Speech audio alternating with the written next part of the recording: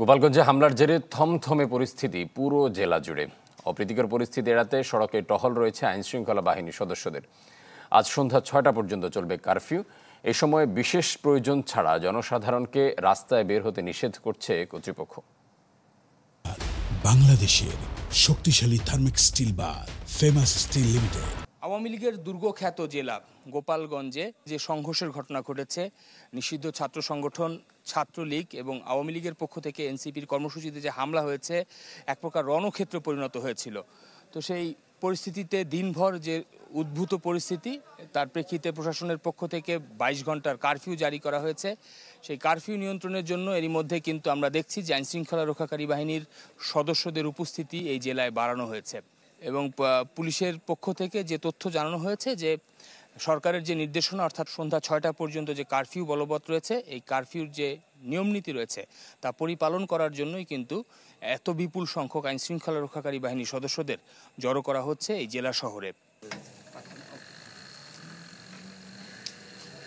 আমরা যাচ্ছি হসপিটালে। আমার বাবুটা খুব বমি হচ্ছে, আমরা অনেকক্ষণ ফার্মেসিতে গেছিলাম, কোনো ফার্মেসি খোলা পাই নাই। লাস্ট আর ওর অবস্থা খারাপ দেখে আমরা হসপিটালে যাচ্ছি এখন রিস্ক নিয়ে।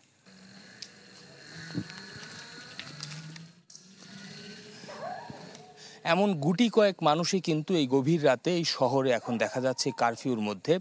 বিশেষ করে আমরা রিকশায় যে দম্পতিকে দেখলাম, তাদের কোলে একটি ছোট্ট শিশু ছিল।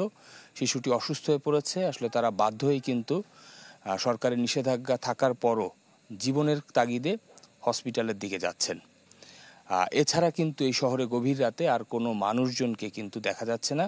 বিশেষ করে যে থমথমে পরিস্থিতি দিনভর ছিল, সংঘর্ষ রণক্ষেত্রের অবস্থা ছিল। রণক্ষেত্র না থাকলেও এখনও কিন্তু সেই থমথমে পরিস্থিতি পুরো গোপালগঞ্জ জেলা জুড়ে রয়েছে।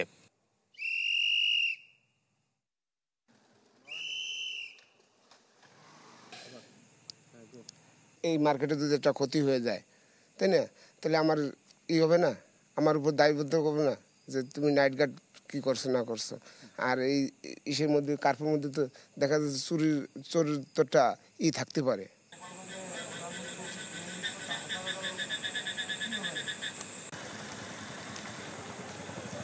স্থানীয় মানুষজন তারা বলছেন যে কোনো রাজনৈতিক দলের বলি কিংবা কোনো রাজনৈতিক দলের তকমা তাদের গায়ে যাতে না লাগে। বাংলাদেশের অন্য 8-10টা জেলা যেমন, গোপালগঞ্জ জেলাও তেমন, এমনটা আসলে তারা প্রত্যাশা করেন। এই হচ্ছে আসলে গোপালগঞ্জ থেকে এই কারফিউ রাতের সবশেষ চিত্র। শফিকুল ইসলাম সবুজ, চ্যানেল 24, গোপালগঞ্জ।